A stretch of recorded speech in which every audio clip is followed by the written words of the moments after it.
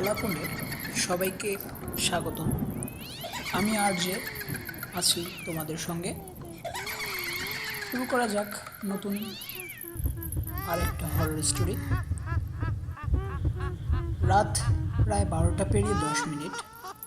ঢাকা থেকে ময়মনসিংহগামী শেষ বাসটা দাঁড়িয়েছিল গাবতলীতে। বাসে খুব বেশি লোক ছিল না।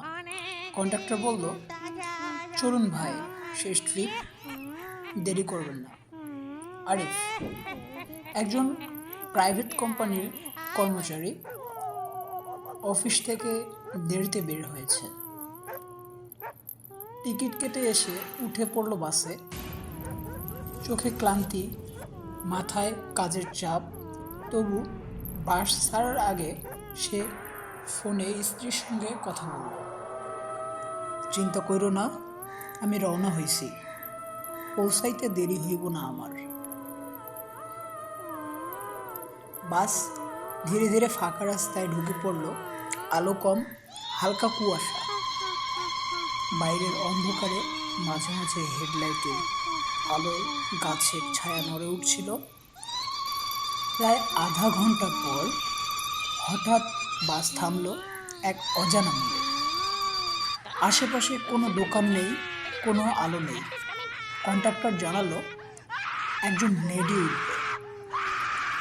আরিফ দেখল এক মহিলা সাদা শাড়ি পরে মাথা নিচু করে ধীরে ধীরে উঠছে বাসে। তার মুখটা স্পষ্ট দেখা যাচ্ছিল না, কিন্তু একটা ঠান্ডা বাতাস যেন হঠাৎ ভিতরে ঢুকে পড়ল।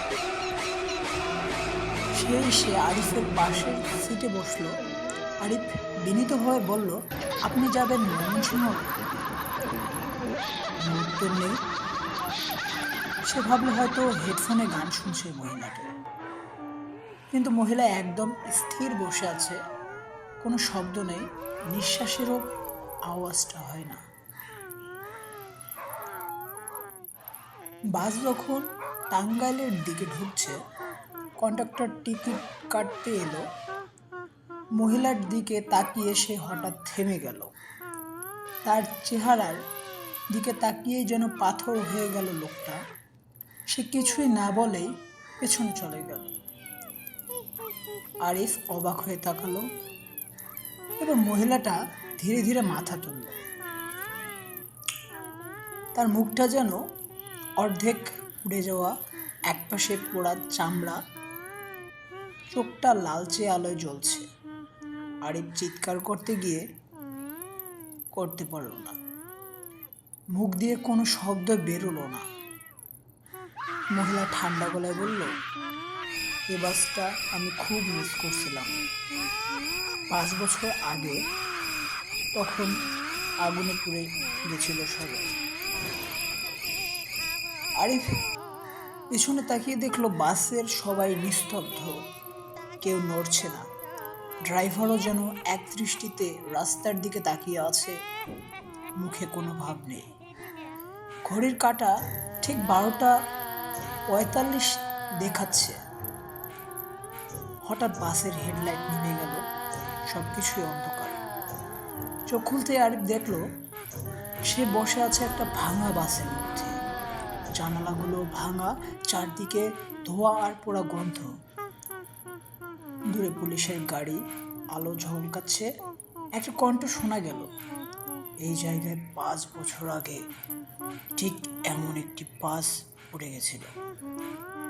আরিফ দৃষ্টি গেল তার হাতে। তার ত্বকটা ধীরে ধীরে কালো হয়ে যাচ্ছে, ধোঁয়া বেরোচ্ছে আঙুলের ফাঁক দিয়ে।